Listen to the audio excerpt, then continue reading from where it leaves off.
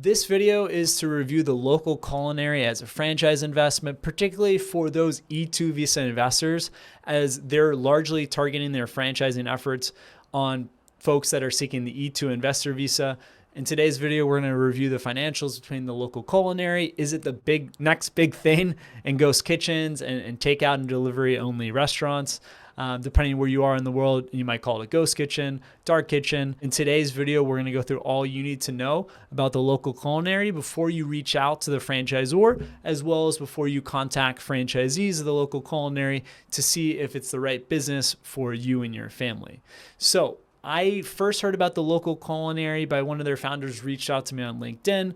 Our team investigated, reviewed the FDD, talked to one of their franchisees, and in today's video, we're going to go through the findings. To date, we haven't advised any Visa franchise clients to invest in the Local Culinary, but it got brought back to my attention because a friend, a business colleague said that the founder of the Local Culinary told them that we had 4 Visa franchise clients invest with the Local Culinary. When pressed on who these Visa franchise clients were, I couldn't get a response. So, we've had 500 plus clients. Is there a possibility that we've had some clients invest without our knowledge in the Local Culinary?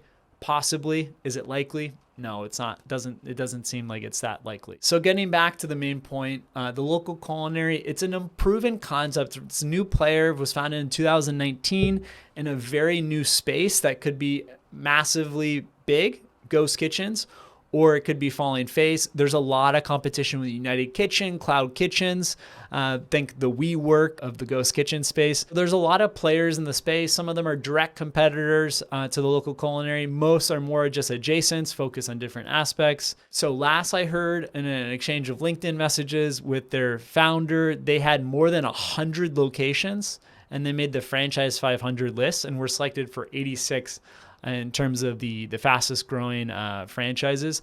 I thought that was a little strange because I clicked on their LinkedIn, and with over 100 locations, they just have 6 employees on LinkedIn. And with that one corporate location that they have in Miami, I would imagine there'd be more employees. One of our team members at Visa Franchise spoke to one of their franchisees a few months back. The franchisee mentioned it took about 9 to 10 months to find a location. It could have taken 2 months, but they had negotiated different leases and it was just taking longer, as well as they were looking for a really good deal and looking for a restaurant that had gone bankrupt that would need minimal refurbishing and that could open right away. So the franchisee got that essentially, where they got the keys June 1st of 2021. In less than 2 weeks, they had the papers to be able to start cooking.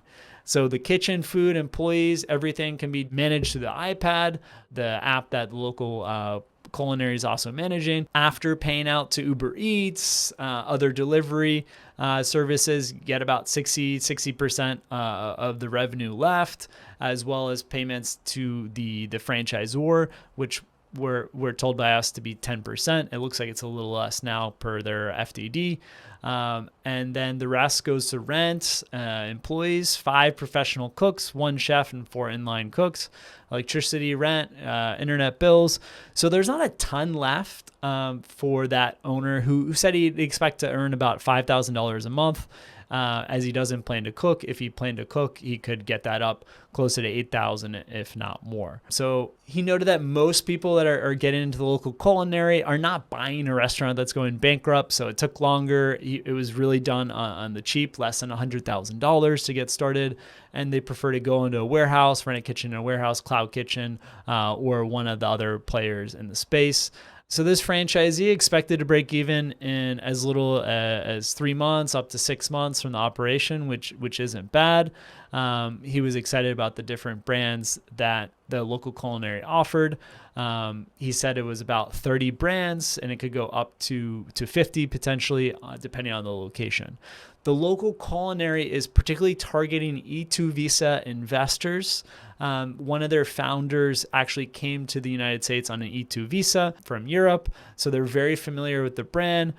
They've had a lot of investors, they've told us, from France, Turkey, Egypt, as well as Canada. They have, as of last year, 2021, they said that they had 45 locations, and about 8 to 10 of those were E2 visa investors. So be sure, if you're seeking an E2 visa investment through the Local Culinary, talk to those 8 investors, 10 investors, see if they're happy with the business, see if they would have done it again.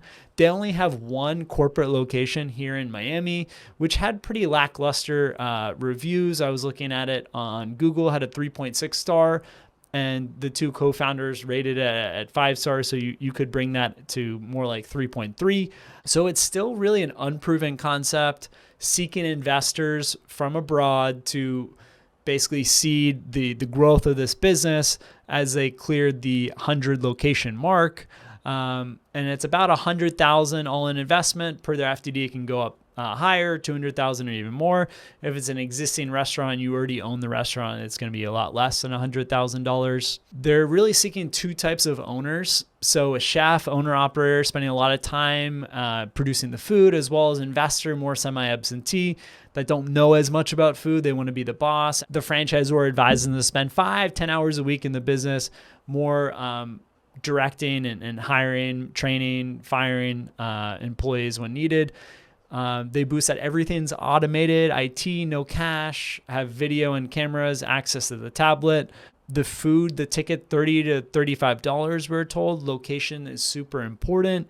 Not that many employees, as I mentioned. You had one main chef and then or cook, and then you have four others as you scale up the opportunities, with line cooks getting paid in the $12 to $15 an hour range. They've had minimal failures. I think the failures they've had were more related to operational issues, we're told. So this has been an analysis of the Local Culinary. We just talked to one franchisee. We've had correspondence with one of their founders that again said that we had 4 Visa franchise investors go through with the Local Culinary. I don't know who these investors are.